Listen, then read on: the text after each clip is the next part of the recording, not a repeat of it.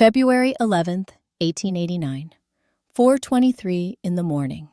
Cascade Range, Washington Territory. Inside a fallen tree, 62 feet long, a woman named Katrine Bjornstad struck a match.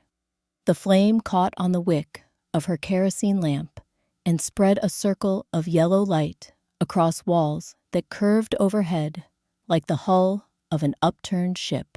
She reached for the mercury thermometer, hanging from a nail driven into the ancient cedar. 54 degrees Fahrenheit. She pulled on her wool coat, lifted the wooden latch she had carved from oak, and stepped outside into air so cold it turned her breath to ice crystals before it left her mouth. The exterior thermometer read 21 degrees below zero.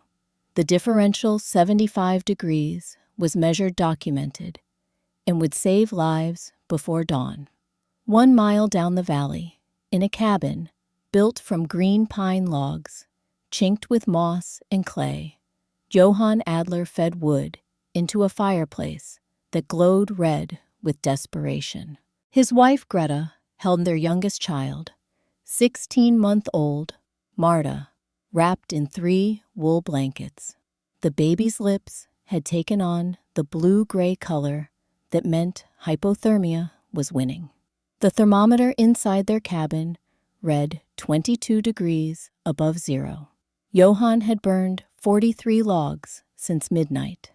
The fire consumed wood faster than he could split it, and still the cold crept through gaps that had been invisible in autumn, but now leaked heat like wounds bleeding warmth into the killing night.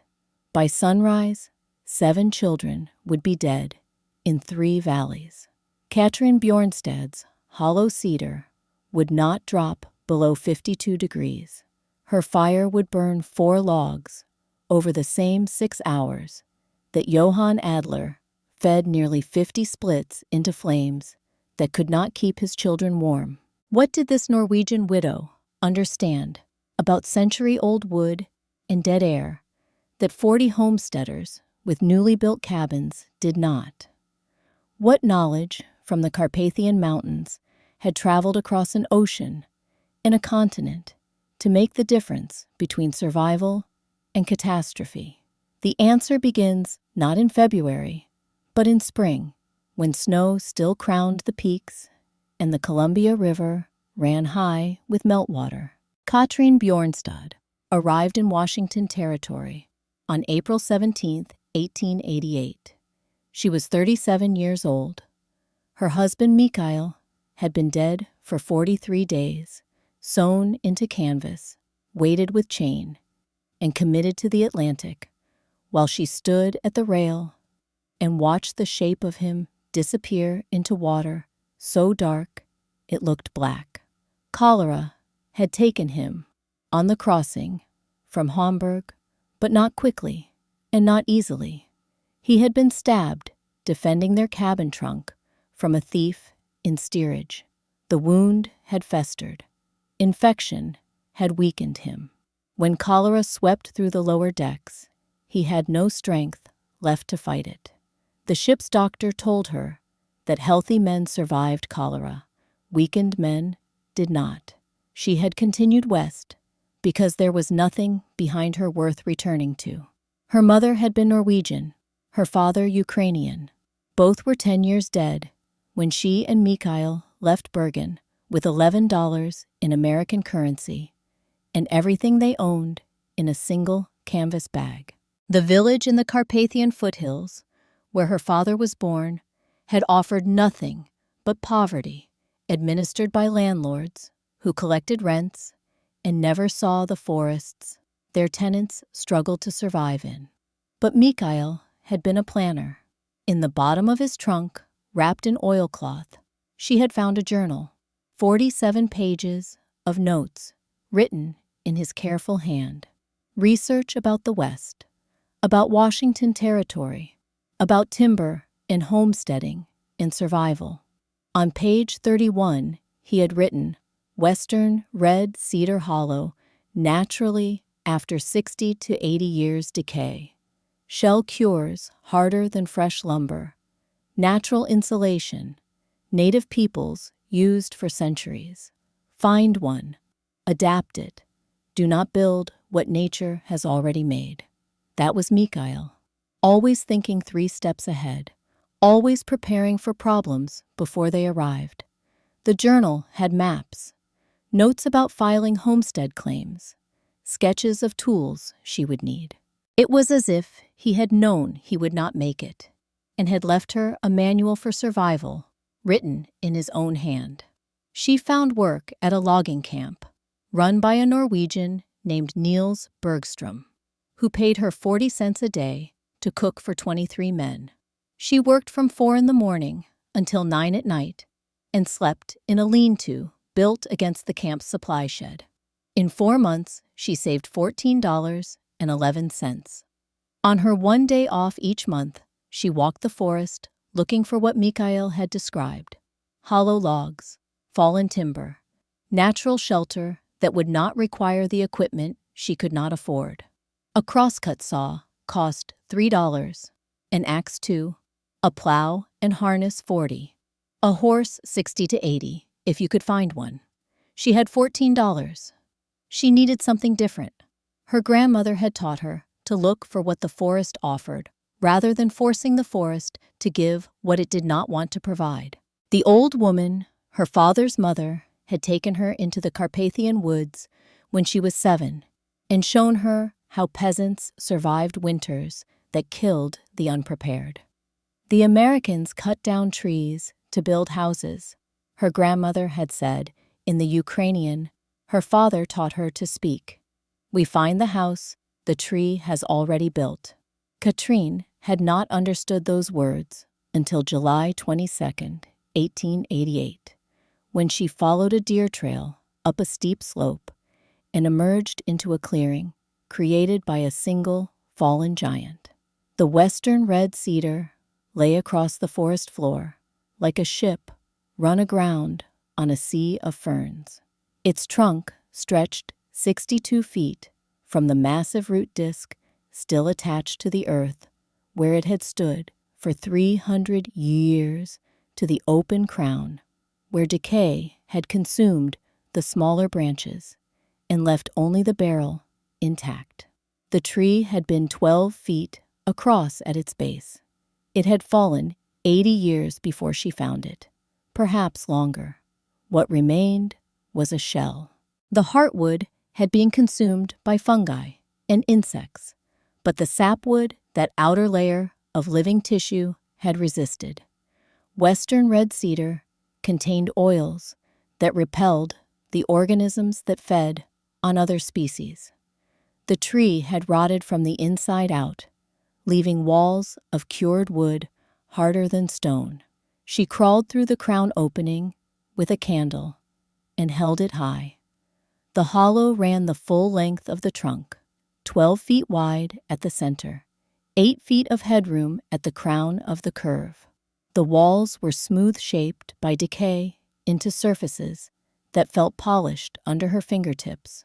The wood was dry, not damp as she expected, but dry and fragrant, with the cedar scent that kept moths and beetles away. She paced the interior. 48 feet of usable length, more square footage than most homestead cabins, more than the space she had shared with 2 families during her first month in the territory.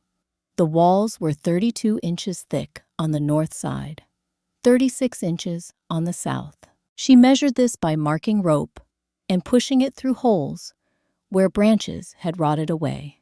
7 holes total, ranging from fist-sized to one gap nearly 22 inches across. These would need sealing, but the structure itself was sound. She tested the wood with her knife. The blade skidded off the surface, leaving barely a scratch.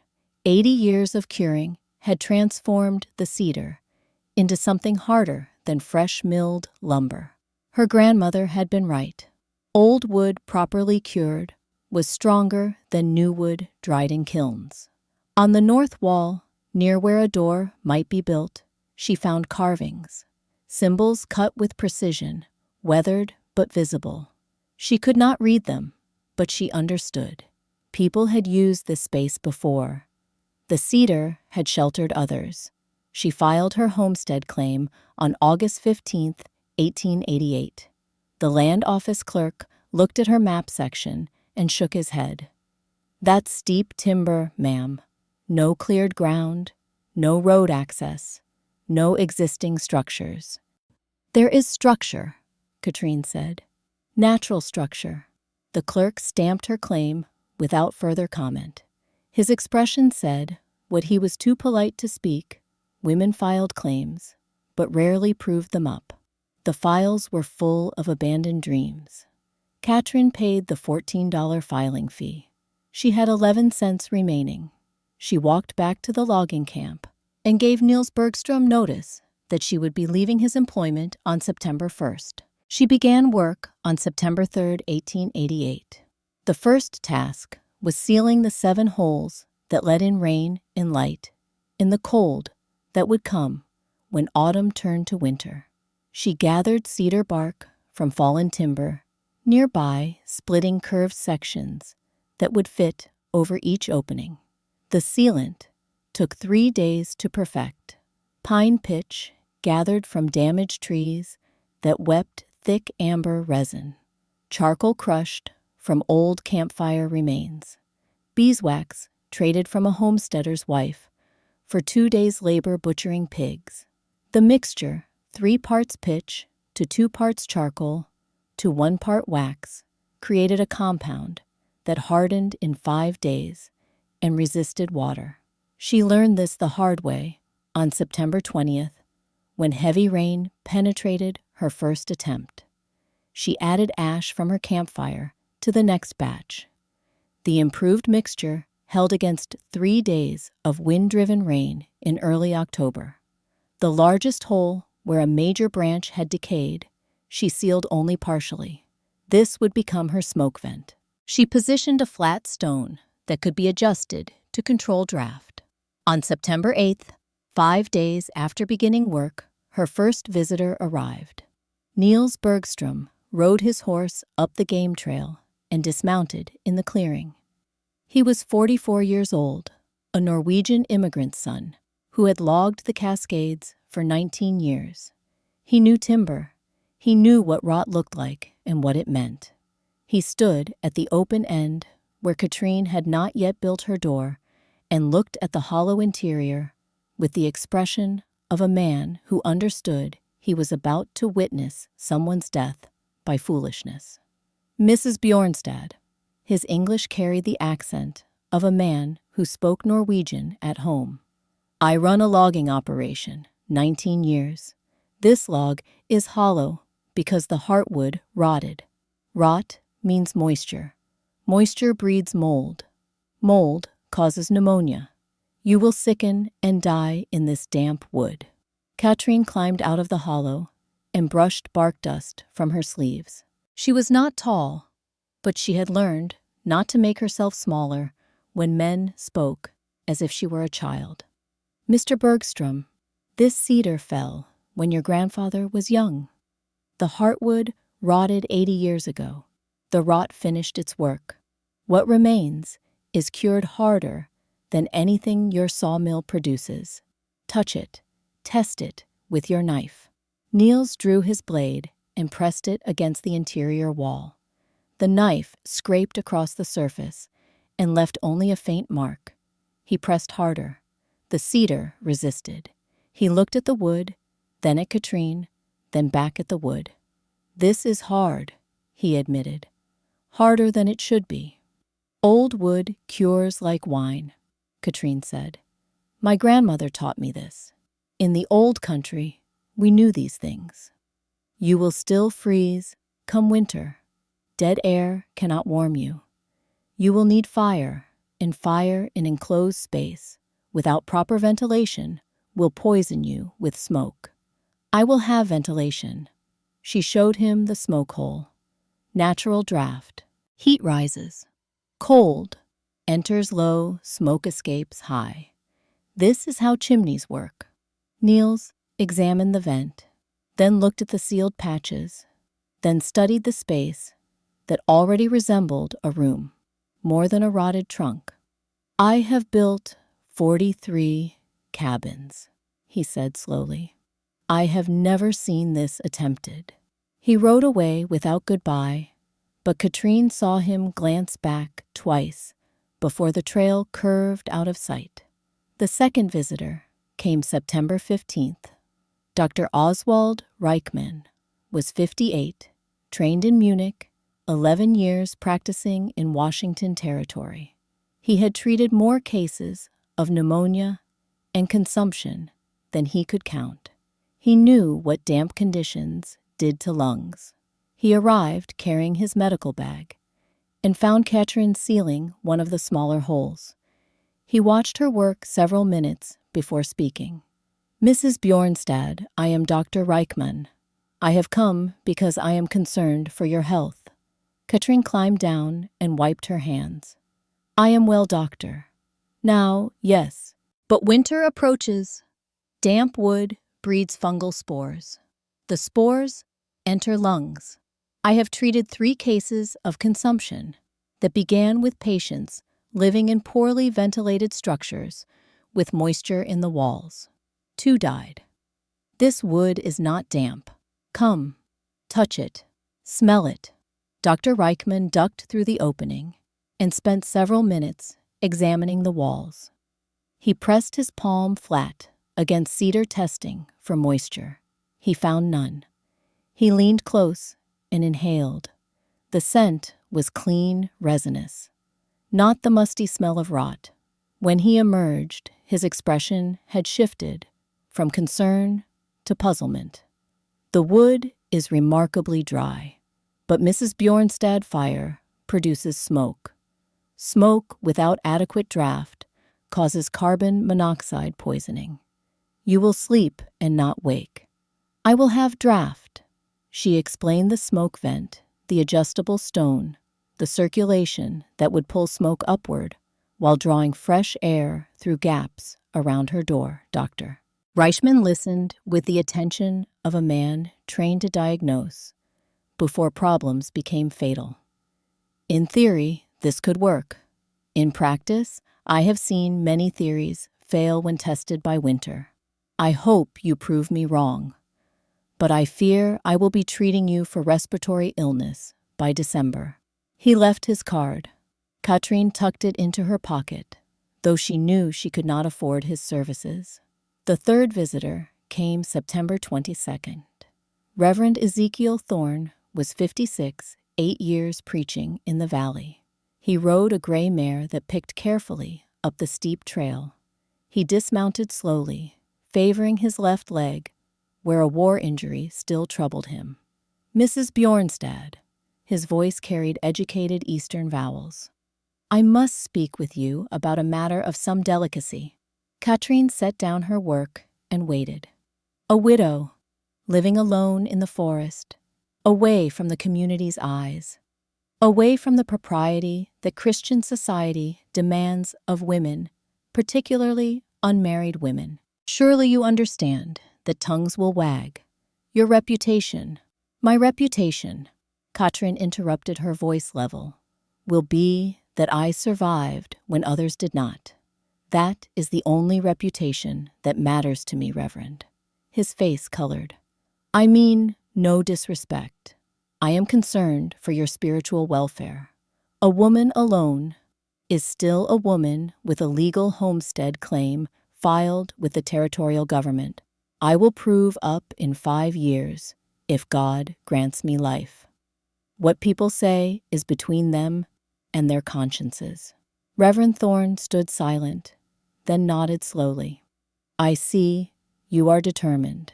I will pray for you, Mrs. Bjornstad. I will hope determination is sufficient." He rode away as afternoon light slanted through firs, and Katrin returned to her work. Through late September and into October, she built the door wall. 9 cedar planks, each 1 3/4 inches thick and 8 feet long, split from a fallen tree half a mile downslope. She shaped them to fit vertically into grooves carved 3.5 inches deep into the log's interior. The work blistered her palms and left her shoulders aching, but the planks fit tight and true. The door hung on hinges made from 4 layers of elk hide, soaked in tallow, and wrapped around iron pins she purchased for 35 cents. The hinges were crude, but strong. The latch was oak, carved by hand, lifting from inside or outside with a leather cord for security. The window went 18 inches left of the door, 14 inches wide, 20 inches tall, covered initially with oiled paper that let in light while blocking wind. In early November, she would trade sewing work for glass, but oiled paper served well enough.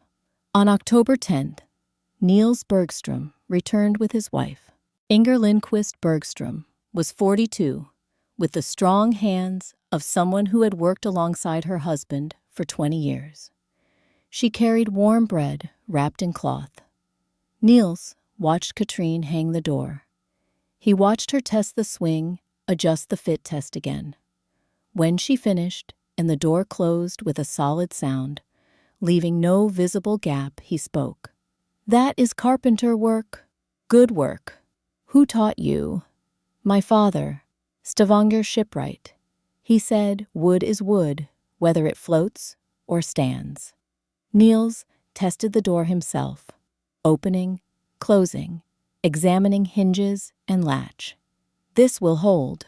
It was not approval, but it was no longer dismissal. Inger stepped forward with bread.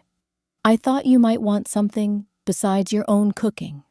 Katrine invited them inside. The space was unfinished, no floor yet, no fire pit, but it was dry, and the patches held, and the door fit well. Inger stood at the center and turned slowly, taking in the curved walls, the height, the scent. It is like standing inside a barrel, but it does not feel closed, and it smells clean. The cedar oils keep insects away. Katrine explained. "My grandmother taught me this." When they left, Inger called back, "Visit us when you finish." 3 miles down the creek valley, the cabin with the blue door. The floor required 3 weeks. The curved bottom made flat furniture impossible without a level surface. She cut support beams from young fir, 4 inches square, carrying them up the trail on her shoulder, 14 beams. Each required 3 trips because she could carry only 5 feet of length before weight became too much. She positioned beams across the hollow's width, 24 inches apart, notching ends to rest securely on curved sides. The framework sat 18 to 20 inches above the bottom, depending on the curve. Then came floor planks. Cedar, again 1.5 inches thick, laid across supports and secured with wooden pegs driven through drilled holes. 19 days of work. Her back ached constantly. Calluses formed on calluses. But when she finished November 18th, she had a level floor spanning 48 feet with 9 feet of width. The gap beneath that curved space between planks and log bottom became firewood storage. She built 3 removable floor sections, 2 feet by 3 feet hatches, for access below. On November 3rd, first hard frost came. Ice formed on her water bucket. Her breath showed white in morning air. That afternoon, Reverend Thorne appeared, walking this time rather than riding. "Mrs. Bjornstad." He found her working on floor supports. "I must ask you again to reconsider. Winter approaches.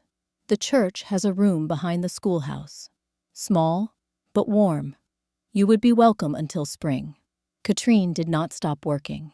"I thank you for your concern, Reverend, but this is my home. I will winter here. A woman alone, away from Christian fellowship, away from proper eyes. Surely you see the impropriety." Katrine set down her hammer and looked at him directly. "Reverend, I see that freezing would be more improper than solitude. I see that God gave me hands and a mind, and I do not believe He meant for me to refuse using them simply because I am a woman without a husband." His jaw tightened. "You are willful, Mrs. Bjornstad."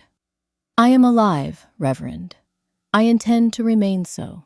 He left without another word, but she saw him look back twice before the trail took him from sight. The fire pit demanded precision she had not anticipated. She positioned it directly beneath the smoke vent, where ceiling height peaked. She dug through floor planks and 18 inches into earth beneath, creating a pit 32 inches in diameter. Then she lined it with stones from the creek bed, volcanic basalt, dark gray, porous, each 7 to 10 inches.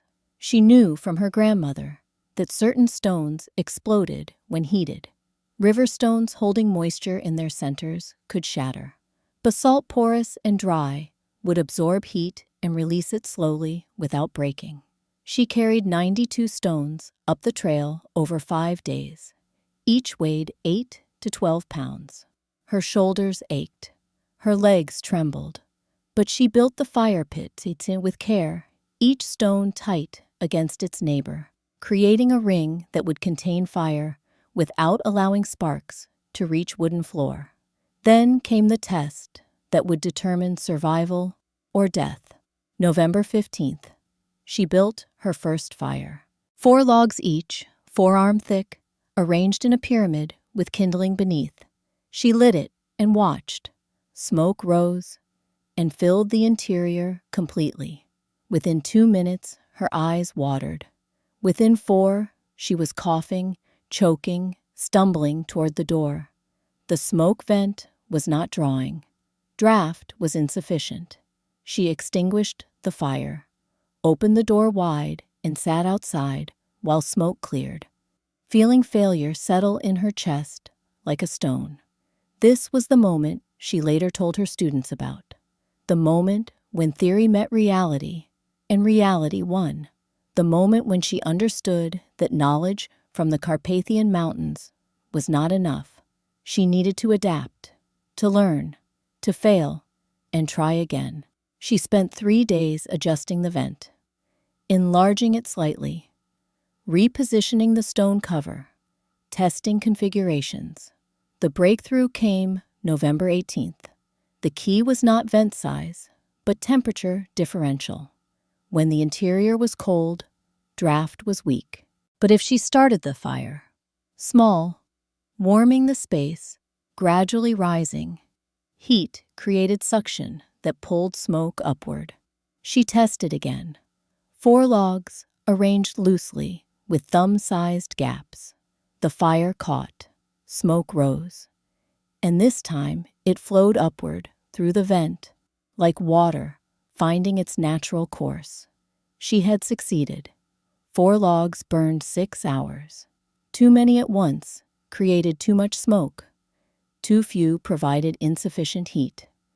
But 4 logs, properly spaced, burned slow and clean. November 20th. First controlled test. Outside temperature at dawn 18 degrees Fahrenheit. She lit 4 logs at 7 in the morning. By 8:30, 52 degrees inside. Noon, 54 degrees. 2 in the afternoon, fire had burned to coals. She let it die. 6 in the evening, 4 hours after the last flame, 53 degrees inside. The cedar walls had absorbed heat all day. Now they released it slowly. Thermal mass. Her grandmother had spoken of this. Stone houses in the Carpathians stayed warm because stones soaked heat and gave it back. Cedar, dense and aged, did the same. November 28th. Niels Bergstrom arrived carrying a thermometer in a wooden case. It was 4:30 in the afternoon. Outside, 11 degrees. Katrin's last fire had been lit at 9 that morning, 8.5 hours ago. The coals had gone cold by 2. Niels hung his thermometer inside, and waited 5 minutes for mercury to adjust. 55 degrees. He checked outside. 11 degrees.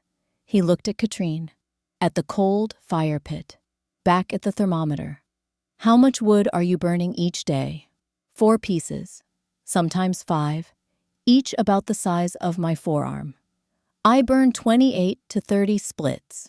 Niels spoke slowly. Each split larger than your forearm. Daily. And my cabin is colder than this. Silence stretched between them. I would like to understand how this works, he said finally. Katrine explained, as her grandmother had explained. Not with mathematics, but with simple observation logic. Still air does not move. Moving air steals heat away. The walls contained 32 to 36 inches of still air, trapped within wood structure, air that could not circulate, could not carry heat away. Dead air was nature's best insulator. Thermal mass came from wood density. Cedar cured 80 years had become harder and denser than fresh lumber. Dense material absorbed heat slowly, released it slowly. All day, while fire burned, wood soaked warmth. All night, it gave that warmth back. And shape mattered. The curved ceiling had no corners where heat could pool and escape upward. Curve distributed heat evenly, like water in a barrel, finding the same level all around. Niels Bergstrom listened, asked questions, tested walls for dampness, finding none, examined the smoke vent and draft creation. When he left, he said, I have logged these mountains 19 years. I thought I knew wood. I am learning I knew less than I believed. December arrived with cold that settled into valleys like a physical presence. Temperatures dropped to single digits at night, climbed only to teens during day. Snow fell 3 times. Light dustings that melted by afternoon, but signaled what approached. Katrine completed final preparations. At the root end, where the tree narrowed and headroom dropped to 4 feet, she built cold storage. She filled gaps between roots with stones, packed earth moss. The space maintained 36 to 40 degrees, regardless of outside weather. Cold enough to preserve meat and vegetables, warm enough that nothing froze. She carved shelves into walls, 8 levels each side, 5 to 7 inches deep. The wood was hard. Carving took days. But the shelves held cooking implements. Tools preserved food without requiring lumber she would have had to purchase or cut.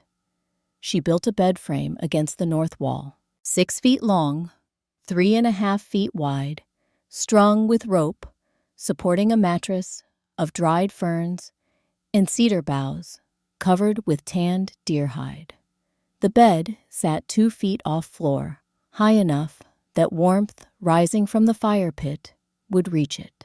Above the fire pit, she installed 6 hooks from bent nails, positioned so smoke would cure hanging meat without fat dripping into fire.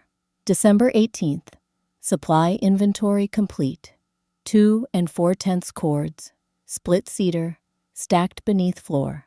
6/10 cord fear kindling.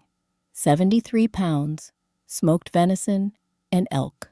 Root vegetables, potatoes, turnips, carrots, packed in sand in cold storage, dried berries, herbs hanging from ceiling. She moved in December 19th, 1888. First night temperatures. Outside at sunset, 9 degrees. Inside, with no fire burning, 48 degrees. The day's heat absorbed into walls was still radiating inward. 6 in the evening, she lit 4 logs. By 7, 52 degrees. By 8:54. She banked fire at 11, covering coals with ash to slow burning. She woke once, at 3 in the morning. Fire had burned to nothing. She added 3 logs and returned to sleep. 7 in the morning, she woke again. Outside 6 degrees, inside 52 degrees. She had slept warm, slept through the night, without waking every 2 hours, to feed a fire consuming wood faster than she could split it. She had used 7 logs in 13 hours, and interior temperature never dropped below 50 degrees. She wrote this in her journal, the numbers, the times, because she understood that what seemed miraculous was simply physics applied with care. Through late December and into January, neighbors visited. December 24th, Inger Lindquist returned with Christmas bread, staying for tea. She marveled at the comfort, how cold stopped at the door, how air smelled clean, despite fire burning in the pit. January 2nd, Dr. Reichman checked Katrine's health, listened to her lungs, checked for frostbite or hypothermia, found her in perfect condition. You have proven me wrong. I am pleased to be wrong. January 5th, Reverend Thorne visited. He did not apologize, but his tone had softened. You have not frozen yet, Mrs. Bjornstad. Perhaps God watches over the stubborn as well as the faithful. January 20th, Niels Bergstrom came with questions in a notebook. How much wood burned? How often did she tend fire? Coldest outside, temperature endured. Inside temperature. At that time, Katrine answered with record precision. Through December and first 3 weeks of January, 4/10 of a cord burned. Her neighbors, Niels reported, had burned average 6 cords same period. Most were now cutting into reserves meant to last until March. January 28th, a man named Henrik Olofsson appeared at her door, a logger from Bergstrom's crew, 41 years old, a Swede. Mrs. Bjornstad, Mr. Bergstrom said I should see this for myself. She invited him inside. He stood in the center of the hollow, looking at the curved walls, feeling the warmth, seeing the small fire. Last winter, he said quietly, my tent mate froze to death. January 14th, we found him in his bunk. The tent brazier had gone out. He did not wake. He was 23 years old. His name was Carl Jensen. He came from Minnesota. He had been logging with us 4 months. Henrik's voice cracked. If we had known about this, if we had found a hollow log, if someone had taught us. He did not finish. He did not need to. The grief in his eyes said everything. Katrine felt something shift in her chest. This was not just about her own survival. This was about knowledge that could save others, knowledge that needed to be shared. I will teach what I know, she said. When spring comes, I will teach anyone who wants to learn. Henrik nodded once and left, but his visit changed something. What had been personal survival became a responsibility to pass forward what her grandmother had passed to her. February 1st, temperature dropped, not dramatically, but steadily, each day colder than the one before. Each night, the thermometer fell further. By February 6th, daytime highs were not reaching 15 degrees. Nighttime lows were dropping to 0. February 7th, late afternoon. A visitor Katrine had not seen since August. Two Clouds was 71 years old, a Salish elder who lived with his daughter's family 10 miles north. He appeared in her clearing, walking slowly, carrying a staff carved from yew. She had met him the day after finding the cedar. He had been checking trap lines and stopped when he saw her examining the tree. He told her the cedar was sacred, that his people had used 4 such trees as shelter before the treaties. He did not object to her claim. The tree, he said, wanted to be used. Shelter was its purpose. Through autumn, he had visited occasionally, teaching her to read forest signs that indicated weather changes. Ravens flying low, meant cold approaching. Deer moving to low valleys meant snow. Sky color at dawn, that particular pale yellow-green, meant wind. Now, he stood at her door and spoke without preamble. Ravens flying low 3 days now. Deer all in valleys. Sky wrong color this morning. Big cold coming. 4 days, maybe 5. Colder than anything since I was boy. Katrine felt her pulse quicken. How cold? Two Clouds shook his head. Grandfather cold. The kind that kills. She made tea. Asked what she should do. You do nothing, Two Clouds said. This grandfather cedar will hold. I told you in summer, this tree is strong. But your neighbors, he paused. They do not know how to live with winter. They fight it. You cannot fight winter and win. That evening, Katrine walked down to Niels Bergstrom's cabin, found him splitting wood by lantern light, building supply, against cold settling deeper each day. Mr. Bergstrom, my friend, Two Clouds, says a terrible storm is coming, worse than anything in memory. He has lived here 71 years. He knows. Niels stopped and leaned on his axe. We have weathered cold before Mrs. Bjornstad. We will manage. I wanted you to know. In case your family needs shelter.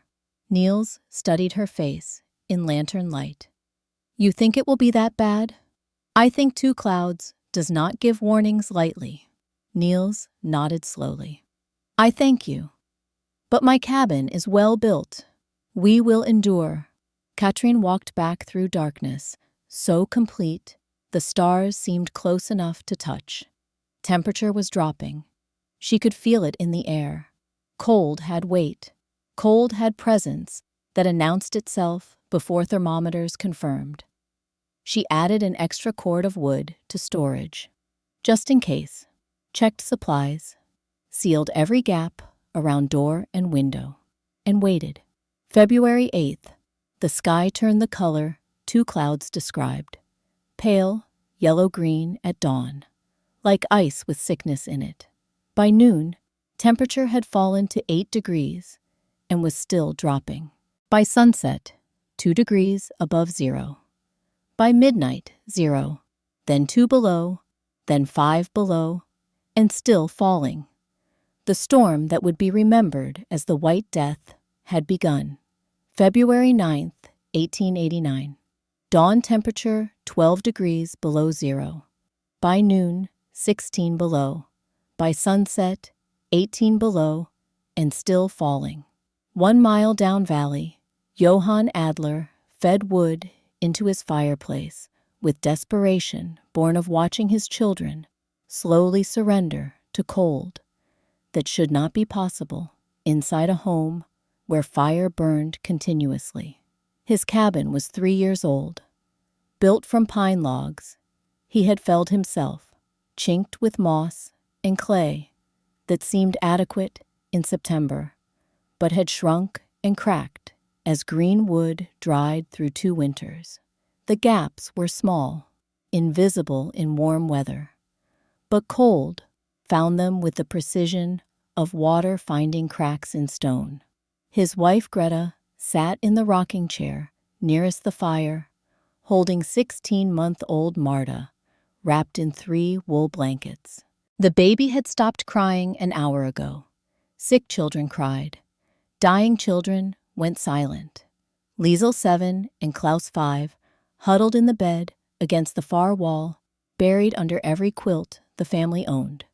Their breath showed white. The cabin thermometer, checked by lantern light at 11:30 in the evening, read 34 degrees Fahrenheit. Johann had burned 43 logs since midnight. 43. Each one a split section of fir, 2 feet long and 6 inches thick. The fireplace consumed them fast, as he could feed them in, and heat produced seemed to vanish into walls and floor and ceiling, as if the cabin were determined to remain cold, regardless of what he did. At 1:45 in the morning, Greta called softly. Johann, she is so cold. He came to stand beside the rocking chair. Marta's face had taken on a waxy quality, pale in a way that had nothing to do with dim light. Her lips were no longer pink. They had shifted toward blue. Her breathing was shallow. Each breath barely smoothed her chest. Johann had grown up in the Black Forest of Germany. He had endured cold winters, but never cold like this. Cold that came into a home where fire burned continuously and still won. More blankets, he said, though he knew they had no more blankets to give. Greta began to cry, silently, tears running down her face while she rocked and held their youngest child and tried to will warmth into a body losing the ability to generate its own heat. At 3:30, Johann checked the thermometer again. 29 degrees inside, 18 below outside. 47-degree differential, maintained at the cost of nearly 100 logs over 36 hours. And it was not enough. At 4:15, Marta's breathing became irregular.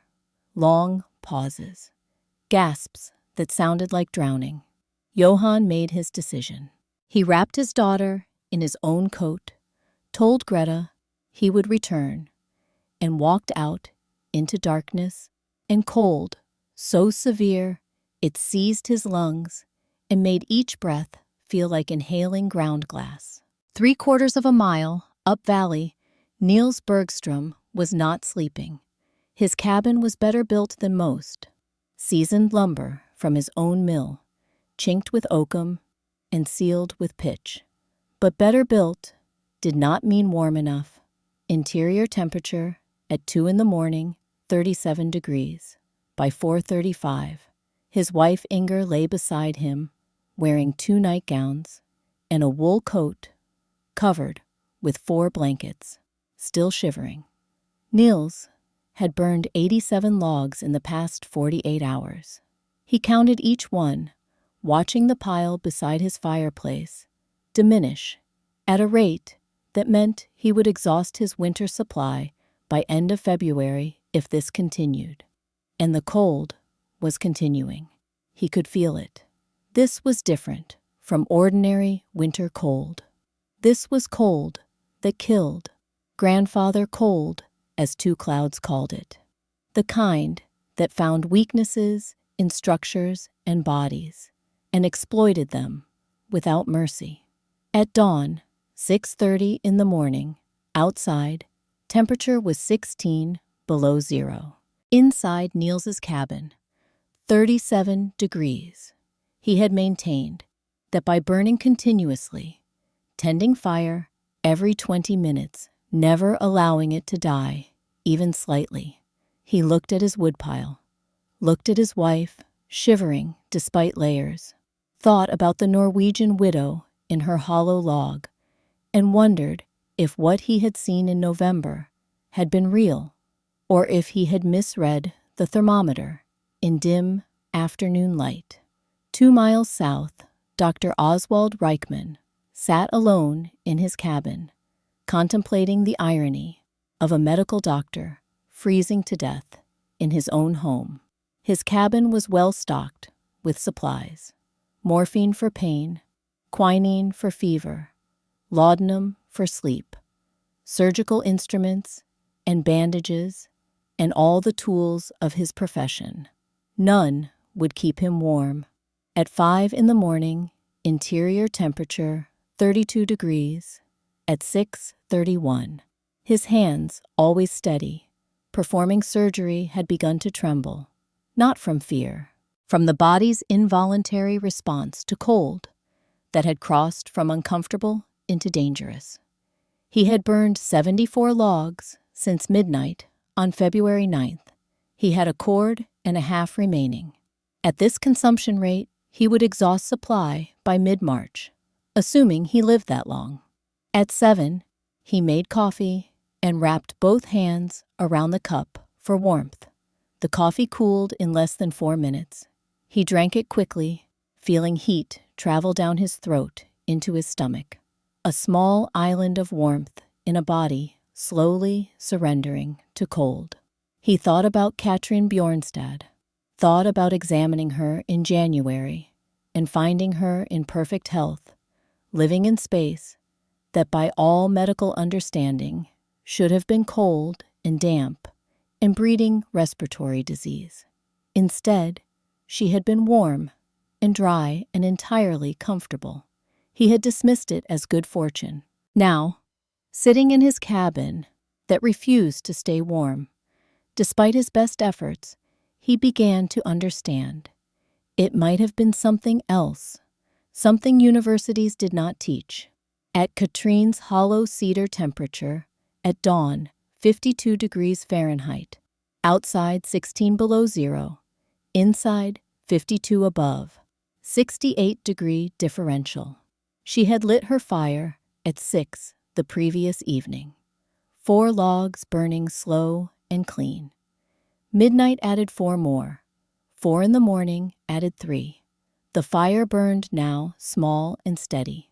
11 logs per 24 hours. The interior felt comfortable. Not warm enough to sweat, but warm enough she wore only 1 wool layer instead of 3. Air smelled of cedar and smoke. Clean, resinous. She made coffee, ate bread and dried meat, sat by her fire, and listened to wind outside.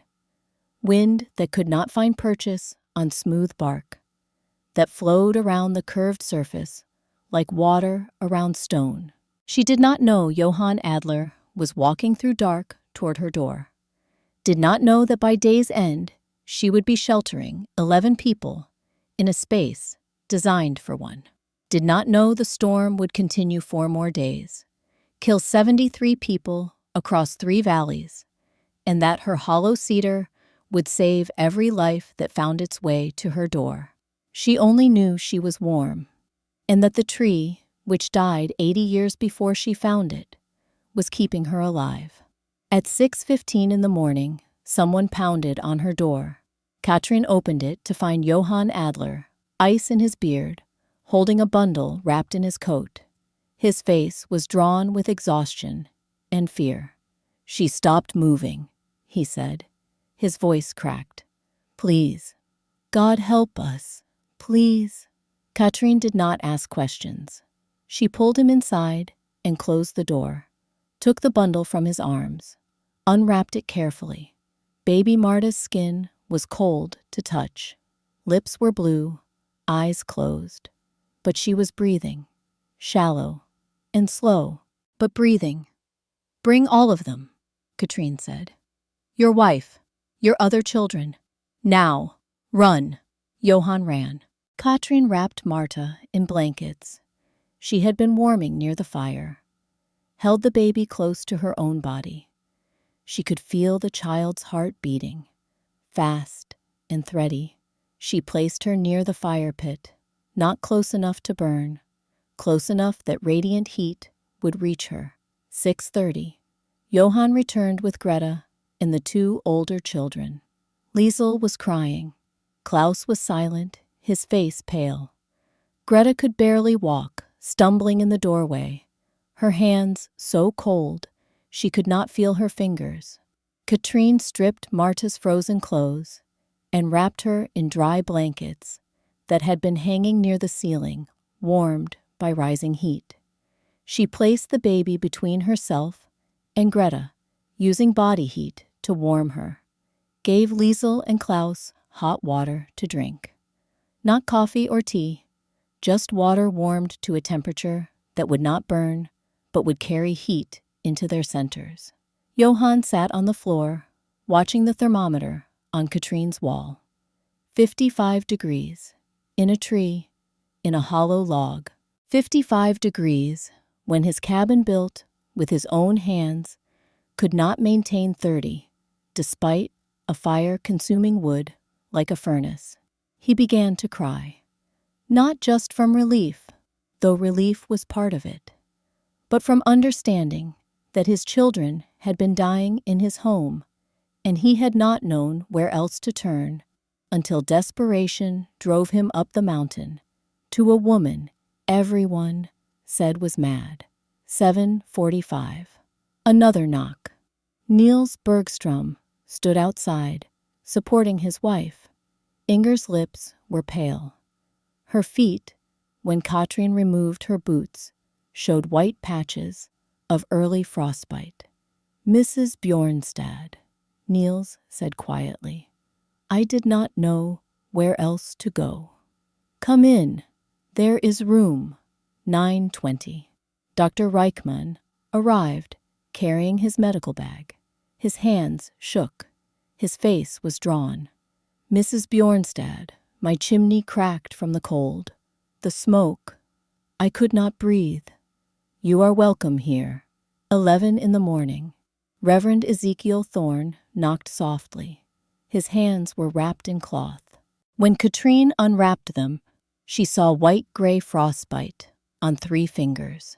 He did not speak, only nodded thanks, and sat near the fire, with hands extended toward warmth. By noon, on February 10th, 11, people were sheltered in Katrine's hollow cedar. Interior temperature 53 degrees, outside 22 below zero. Dr. Reichmann examined baby Marta with the efficiency of someone who had learned to separate emotion from diagnosis. After 90 minutes in warmth, pink color was returning to her skin. Her breathing had deepened and steadied. Her heart rate, which had been dangerously fast, had slowed to something approaching normal. He checked Inger's feet, massaging gently to restore circulation. Frostbite was superficial, would heal. He unwrapped Reverend Thorne's hands and examined each finger. 2 would likely heal completely. 1 might lose some tissue, but bone appeared intact. Mrs. Bjornstad, he said quietly, this structure has saved 4 lives today, 5 counting myself. I was wrong about everything. I apologize. There is nothing to apologize for, Katrine said. You could not know what you had never seen. 2 in the afternoon. Niels Bergstrom stood and walked the length of the hollow, examining walls, floor, fire pit, smoke vent. He returned to where Katrine sat. Mrs. Bjornstad, I need to ask. His voice was careful, choosing each word. My cabin is new pine, tight chinking, stone fireplace. I burned 87 logs in 2 days. Could not keep my wife warm. This tree, this hollow log, you have burned how many? 28 logs since midnight, February 9th. Silence. 28. Yes. And maintained what temperature? 52 to 55 degrees. Niels sat down slowly. I have logged these mountains 19 years, built 43 cabins. I thought I understood wood. I thought I understood shelter. I knew nothing. Johann Adler, holding his sleeping daughter, spoke for the first time in hours. How is this possible? Katrine looked at the faces, turned toward her. People who had doubted, who had warned her, who had thought her mad. Now they sat in her home, warm, safe, while the worst cold in 70 years tried to kill everything outside her door. She explained, as her grandmother had explained. Simple words, observations anyone could make. The walls are 32 to 36 inches thick. Dead wood cured 80 years. Air trapped in that wood cannot move. Moving air steals heat. Still, air guards it. Like a blanket, 36 inches thick. She gestured to the curved ceiling. No corners. Heat cannot pool in corners and escape. Shape distributes it evenly. She pressed her hand against wall. Dense wood, cured hard. It soaks heat all day while fire burns. Gives that heat back at night, slowly. like stones in an oven. They stay warm long after fire dies. Two clouds had taught her to read the forest. Her grandmother had taught her to read wood. She was only sharing what she had been given. Niels Bergstrom took notes, drew diagrams, asked questions about measurements and materials and techniques. Could we find more logs like this? Use them for emergency shelters at logging camps? Yes, Katrine said. But they must be old. 60, 70, 80 years fallen. Heartwood must be gone completely. Shell must be cured. 4 in the afternoon.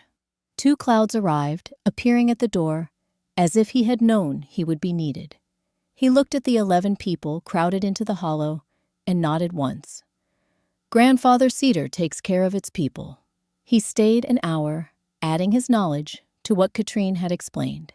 Cedar Properties. How to identify trees dead long enough. Where to find them. Signs indicating wood was cured, rather than merely rotten. Niels listened. Johann listened. Even Reverend Thorn frost-bitten hands, wrapped in clean bandages from Dr. Reichmann's bag, listened with the attention of a man who had learned survival mattered more than propriety. The storm continued through February 11th, 12 and 13.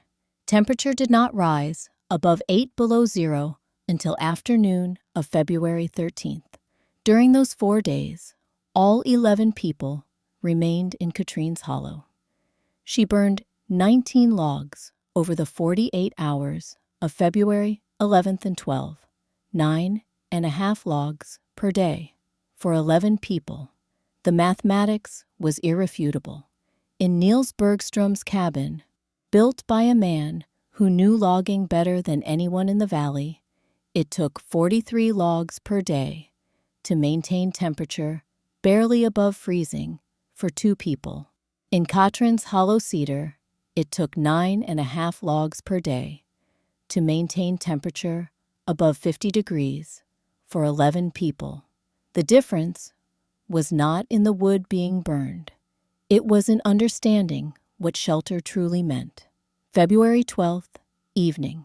The storm had been raging 3 full days. Everyone was gathered in the hollow's main space. The fire burned small and steady. Temperature inside remained 53 degrees, while outside held at 21 below. Reverend Thorn sat near the fire, his bandaged hands in his lap. He had been silent most of the day. Now he spoke, his voice quiet, but carrying in the curved space. Mrs. Bjornstad, I owe you more than an apology. Katrine looked up from the venison she was slicing for the evening meal.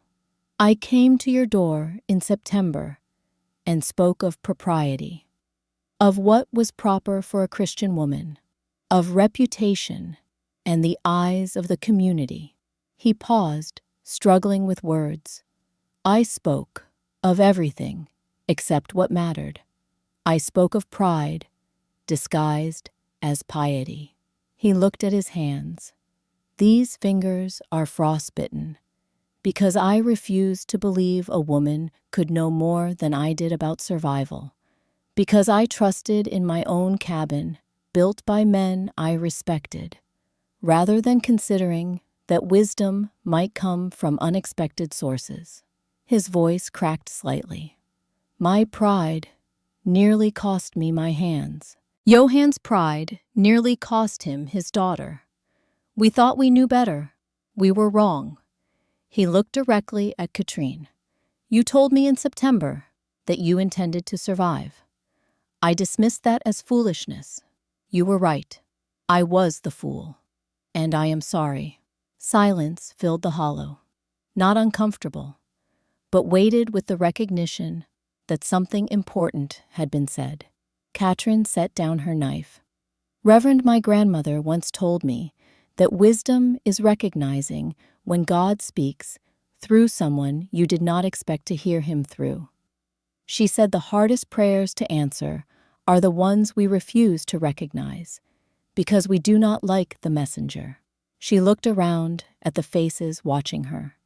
You are all welcome here, not because I am better than you, but because I was fortunate enough to have a grandmother who taught me things your grandmothers did not teach you. That is not virtue. That is luck, and luck should be shared. Reichmann spoke from where he sat examining his medical bag. In Munich, my professors taught that scientific knowledge came only from universities and laboratories. That folk wisdom was superstition to be dismissed. I have learned more about thermodynamics in this hollow log than in 4 years of university. Niels Bergstrom nodded slowly. My father always said the best logger is the one who learns from the forest rather than fighting it. I thought I understood that. I am learning. I only understood the words, not the meaning. February 13th afternoon. The temperature finally climbed above zero. By 3 in the afternoon, it had reached 12 degrees. The storm was breaking. That evening, people began preparing to return to their homes, to assess damage, to begin repairs, to salvage what they could from cabins that had barely survived. Before they left, Niels Bergstrom gathered everyone together. Mrs. Bjornstad has saved our lives, but more than that, she has taught us something we need to learn, something we need to share. He looked at Katrine.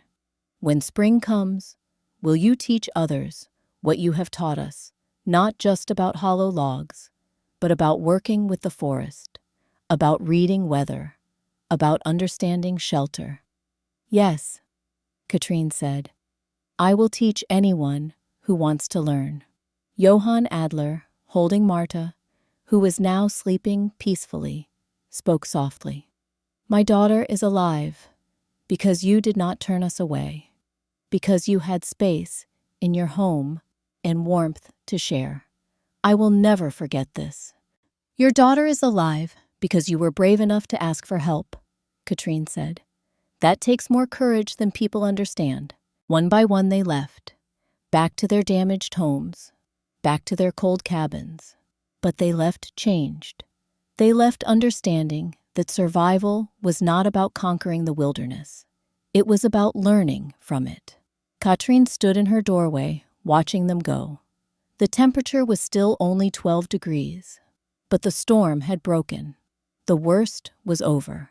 She went back inside her hollow cedar, added 3 logs to the fire, sat down to write in her journal. February 13th, 1889. The storm has passed. 11 people survived because a tree fell 80 years ago and had the patience to cure into something stronger than anything we could build. Mikhail, if you can hear me, your map saved lives today. Your research, your planning, you prepared me for this, even though you did not live to see it. Thank you.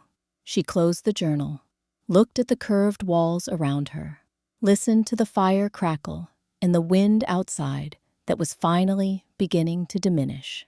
The tree had done most of the work. She had just been wise enough to recognize it. February 14th, 1889. The temperature climbed to 12 degrees above zero. The valley began counting its dead. 73 people across 3 valleys that drained the Cascade foothills. 41 were children. 11 deaths in Katrine's immediate valley. 7 children under age 10. The hollow cedar recorded 0 casualties. 0 injuries beyond frostbite that would heal. 0 illness from cold exposure.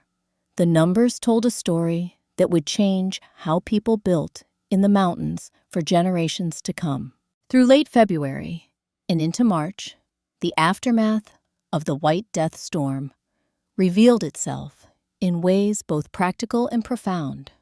Johann Adler's cabin had not collapsed, but the roof had sagged dangerously on the north side.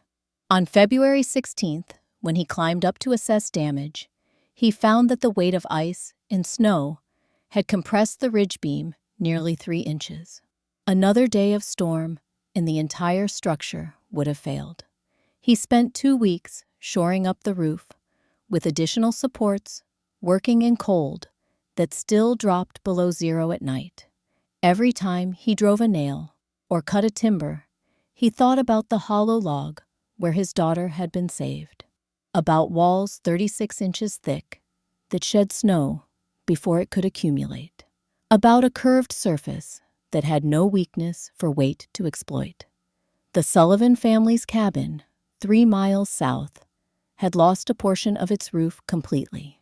The chimney had cracked from thermal stress, extreme cold outside, extreme heat from the fire within stone, expanding and contracting until mortar failed. They had spent the last 2 days of the storm in their barn, which had been better built than their house. The Morrison family's cabin had flooded when snow piled against the north wall melted during a brief temperature rise on February 12th, then refroze, creating an ice dam that forced meltwater through cracks in the chinking. They had lost half their winter food stores to water damage.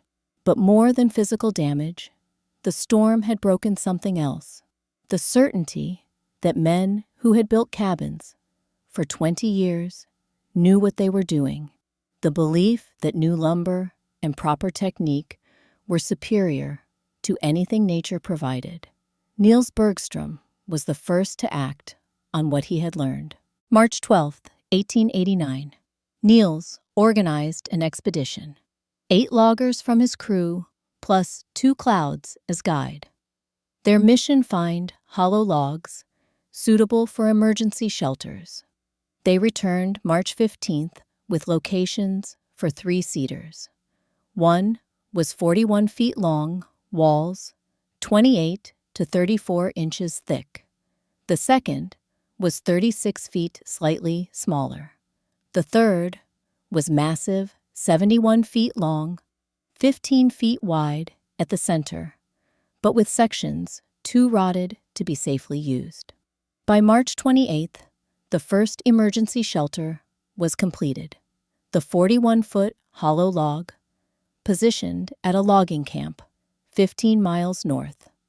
Niels had his crew add a door similar to what Katrine had built, seal the holes, install a fire pit. They tested it for a week.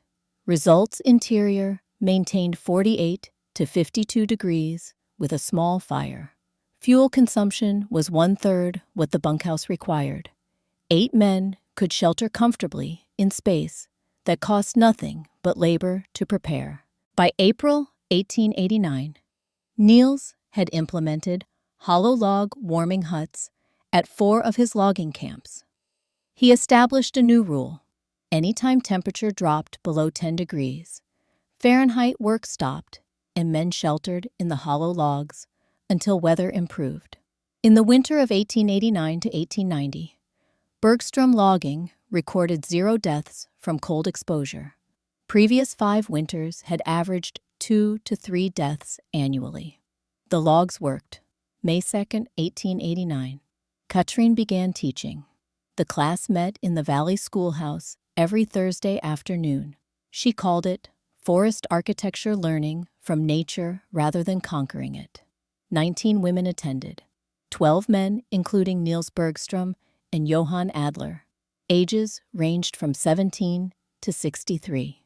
She taught them to read the forest the way 2 clouds had taught her, where water flowed during storms, where wind channeled between ridges, where snow accumulated and where it blew clear, where sun reached in winter and where shadow persisted all day. These patterns, invisible to those who did not know how to look, determined whether a building site would be comfortable or miserable, whether a structure would stand for decades or collapse in the first serious storm. She taught them about dead air spaces, about thermal mass, about the advantage of curved surfaces over square corners. She used demonstrations, small fires, different materials. She showed them how to calculate temperature differentials, how to recognize wood that was cured versus wood that was merely rotten. She taught them how to identify hollow logs suitable for shelter. Look for cedars, sometimes fir, but cedar is best. Must be fallen 60 years minimum. 80 is better. Heartwood completely gone. Shell cured hard. Test it with a knife. If blade barely scratches, wood is ready. If blade sinks in rot, is still active. Do not use. She taught them about ventilation. Never seal completely. Always leave draft path. Heat rises, cold sinks. Use this. Do not fight it. The class ran 6 weeks. By the end, every student had drawn plans for improving their own structures. 14 had visited Katrine's Hollow to see the principles in practice. The knowledge spread slowly but steadily. By autumn 1889, 6 families were living in or using hollow log structures. The Adler family had found a fallen cedar 23 feet long that they converted into a root cellar. Temperature remained constant year-round. No ice in winter, no heat in summer. 40 degrees steady. The Hendricks family built a new cabin using dead air space principles learned from Katrine. Double walls with a 6-inch gap filled with dry moss. Not as effective as 36 inches of solid cedar, but better than single-thickness lumber. Their fuel consumption dropped by half. By 1891, 3 other logging operations, besides Bergstrom's, had adopted hollow log warming huts. The Territorial Forestry Service began documenting the technique in their safety guidelines. By 1893, 34 families in the 3 valleys surrounding Clearwater were incorporating dead airspace principles into their buildings. The winter death rate had dropped by 60%. June 1893. Katrine wrote a manual. She titled it Shelter from the Standing Dead Forest, Architecture Principles for Mountain Living. 18 pages.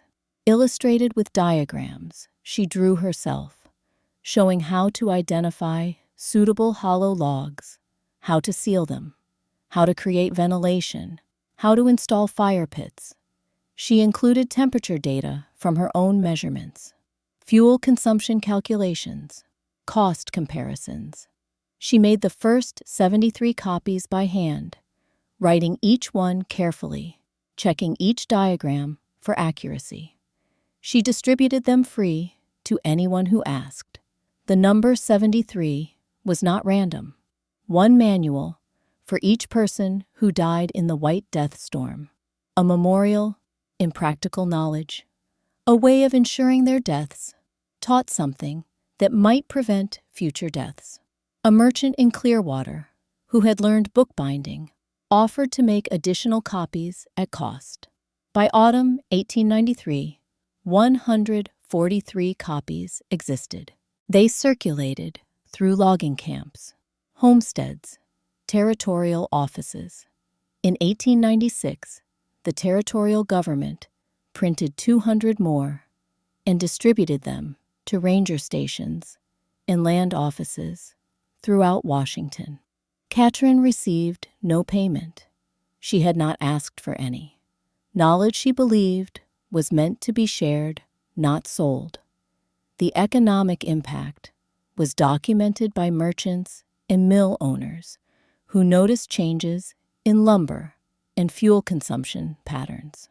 A dry goods merchant in Clearwater named Augustus Pemberton kept detailed records. He noted that families who implemented Katrine's principles reduced their winter fuel purchases by an average of 68%. That translated to real money. Katrine's winter fuel cost 2.7 cords at $1.45 per cord, equaled $3.92. Average neighbor 8.4 cords at $1.45 per cord, equaled $12.18. Savings $8.26 per winter. Over 10 years, $82.60. equivalent to 4 months' wages for a laborer. For a logging family earning seasonal income, this meant the difference between stability and poverty. But the real value was not in money. It was in children who did not die, in hands and feet that did not suffer frostbite, in nights when families slept warm instead of lying awake, shivering and praying for dawn. Katrin never remarried. People asked. There were men who expressed interest. A widower from the next valley, a logger who had taken her class and admired her knowledge. Even Niels Bergstrom's brother, visiting from Minnesota, who met her and told Niels he would move west if she would have him. She declined all interest gently but firmly. When asked why, she said simply that she had work to do and no time for complications. The truth, which she did not speak aloud, was that she had loved Mikael. His death had taken something from her that she did not expect to find again. She was content with teaching, content with the quiet of her hollow cedar, content with knowing that the knowledge her grandmother had given her was now being shared with people who needed it. She lived simply, hunted and gathered her own food, traded labor for supplies she could not produce herself. She needed little. The hollow cedar provided shelter. The forest provided everything else. 1904. Two Clouds died in his sleep at age 87. His daughter brought Katrin the news, along with a bundle wrapped in deerskin. Inside were his grandfather's cedar working tools, a set of chisels and adzes that had been in his family for 4 generations. Tools used to carve canoes and totem poles and ceremonial objects. Tools that understood cedar in ways that steel forged in Pennsylvania, foundries did not. He wanted you to have these, Two Clouds' daughter said. He said you would use them to teach. He said teaching was the highest purpose tools could serve. Katrin hung the tools on her wall. She used them in her classes, showing students how to work with cedar grain rather than against it, how to read the wood to understand which direction it wanted to be shaped, how to listen to what the tree was telling you. The tools were not just implements. They were a connection to knowledge that stretched back generations, a reminder that wisdom did not begin with her and would not end with her. 1909. Katrin wrote a second manual. She called it The Old Wood Knows Understanding Thermal Mass in Natural Materials. 10 pages, focused specifically on how different materials absorbed and released heat. Cedar versus pine versus fir. Stone versus earth versus wood. She included simple experiments anyone could conduct to understand the principles. The manual was more technical than her first. It was aimed at builders and loggers who wanted to understand the physics behind what worked. She explained thermal conductivity in terms a carpenter could grasp. No complex mathematics, just observation and common sense. Dense material holds heat longer than light material. Old wood is denser than new wood. Simple. Test it yourself. Put a piece of fresh pine and a piece of aged cedar in the sun for 4 hours. Bring them inside. Touch them every hour. The cedar will stay warm 3 times as long. This is thermal mass. This is why grandfather trees work. By 1912, the second manual had reached logging camps as far north as British Columbia and as far south as Oregon. Men who had never heard of Katrin Bjornstad were building shelters based on principles she had learned from her grandmother and shared freely. February 23, 1911, Katrin Bjornstad died in her sleep at age 60, 23 years after moving into the hollow cedar. The winter that year was mild. She went to bed on a night when outside temperature was 38 degrees and inside was 54. Comfortable, warm, safe. She did not wake. Johann Adler's daughter, Marta, now 23 years old and working as a schoolteacher, found her 2 days later when Katrin failed to appear for a scheduled class.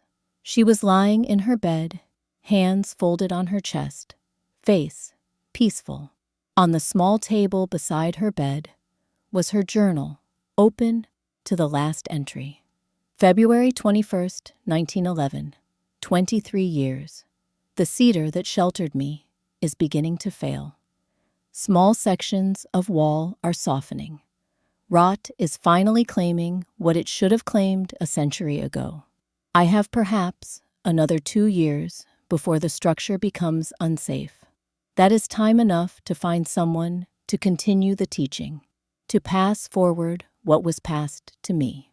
Mikkel, if you can hear me, know that your map kept me alive for 23 winters. Know that the knowledge we brought from the old country has saved lives. Know that I did not waste the years you did not get to have. I used them well. I hope that makes you proud. The funeral was held on February 27th. More than 100 people attended. They came from 3 valleys, loggers and homesteaders and merchants and families whose children had been saved by the knowledge Katrin shared. Reverend Thorne, now 66 years old, conducted the service. His left hand was missing 3 fingers. The frostbite from February 1889 had taken them, but his voice was strong. We gather to remember a woman who taught us to see wisdom in unexpected places, who showed us that nature builds better than we conquer, who saved lives not with medicine or miracles, but with the simple act of paying attention to what the forest had already made. He paused, looking at the crowd. In September of 1888, I came to Katrin Bjornstad and told her she was being improper, that a woman living alone in a hollow log was unseemly. I was wrong about many things, but I was most wrong about this. I thought propriety mattered more than survival. She taught me gently and without judgment that God's wisdom comes through many voices, sometimes through grandmothers in the Carpathian Mountains, sometimes through Salish elders who read weather in raven flight, sometimes through Norwegian widows who listen when the forest speaks. She did not conquer the wilderness, she joined it. And in doing so, she taught all of us how to live with the land rather than against it. That is a legacy worth remembering. The hollow cedar was maintained by the Bergstrom family from 1911 to 1948. Niels's son Eric, who had taken his father's class with Katrin in 1889, used it as storage and emergency shelter. He brought his own children there to teach them the principles Katrin had taught their grandfather. It served as a teaching site. New loggers learned there. Territorial rangers visited to understand the concepts. Engineers from the Forestry Service measured temperatures and documented fuel consumption and wrote reports that spread Katrin's knowledge further. Partial collapse came in 1952. The north wall, which had been weakening for years, finally surrendered to rot that even 80 years of curing could not hold off forever. The structure remained partially intact, but was no longer safe for occupation. Final structural failure occurred in 1963 when the last of the cured wood gave way to fungi that had been waiting patiently for more than a century and a half. By then, the principles did not need the physical structure to survive. They lived in the buildings people had constructed, in the hollow logs still being used as emergency shelters, in the minds of loggers and homesteaders who had learned to work with the forest rather than against it. 1967. A historical marker was placed in the clearing where the cedar had lain. It read, Katrin Bjornstad Shelter, 1888 to 1911, pioneer woman who learned from the forest rather than conquering it. Her understanding of natural architecture, learned from her Carpathian grandmother and Salish elder, Two Clouds, saved 11 lives during the White Death storm of February 1889 and changed how people built in harmony with timber instead of against it. The hollow cedar that sheltered her for 23 years stood here for more than 150 years after falling. The knowledge she shared freely has saved countless lives in the generations since. The tree did most of the work. She just had the sense to let it shelter her. The clearing is still there. Visitors come occasionally, hikers, historians, people who have heard the story of the Norwegian widow who lived in a tree, families who descend from the 11 people who survived the White Death storm in her hollow. The forest has reclaimed most of the space, but the ground where the cedar lay remains slightly elevated, a subtle ridge in the earth marking where something large once rested.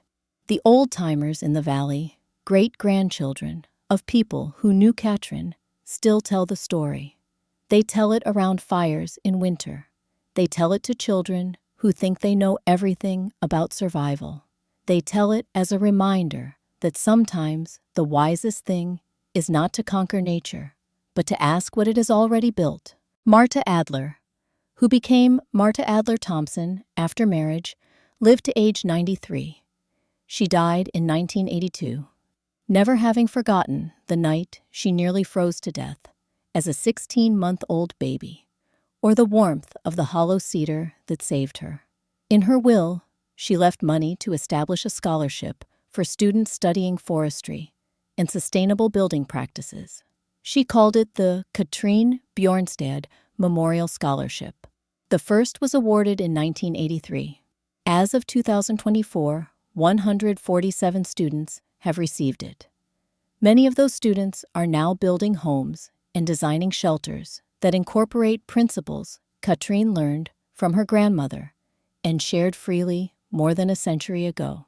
They use different materials, modern insulation, contemporary techniques, but the core understanding remains: work with nature's patterns rather than fighting them.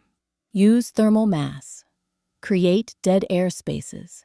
Shape for efficiency, not just aesthetics. Listen to what the environment is telling you. Henrik Olafsson, the logger who came to Katrin in January 1889 and told her about his tent mate who froze to death, became a foreman for Bergstrom Logging. He implemented Katrin's principles in every camp he managed.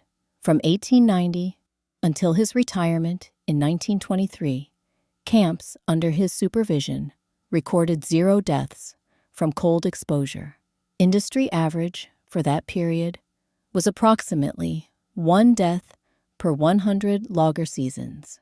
Henrik's camp's 0 deaths over 33 years. That was not luck. That was knowledge applied with care. When he retired, he wrote a letter to the Territorial Forestry Service. It is preserved in the Washington State Archives.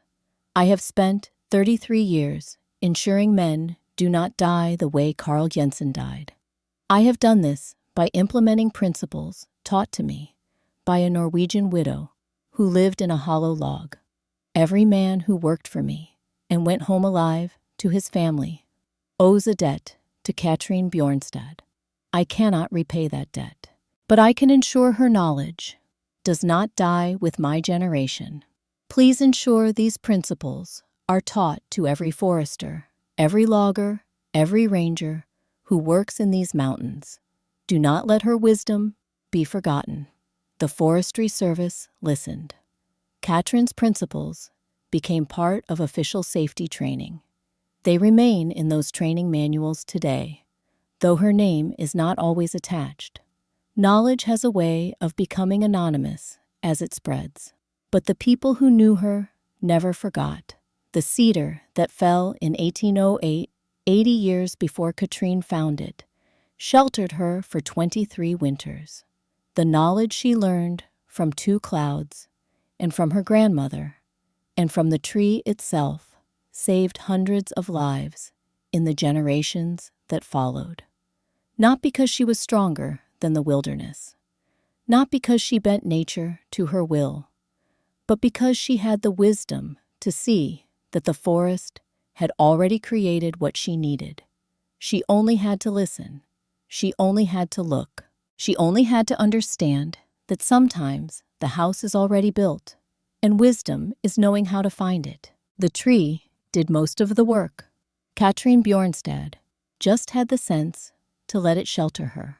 And then, in an act of generosity that defined her life, she taught everyone else how to find their own shelter in the standing dead. That is how knowledge survives, not by keeping it secret, but by giving it away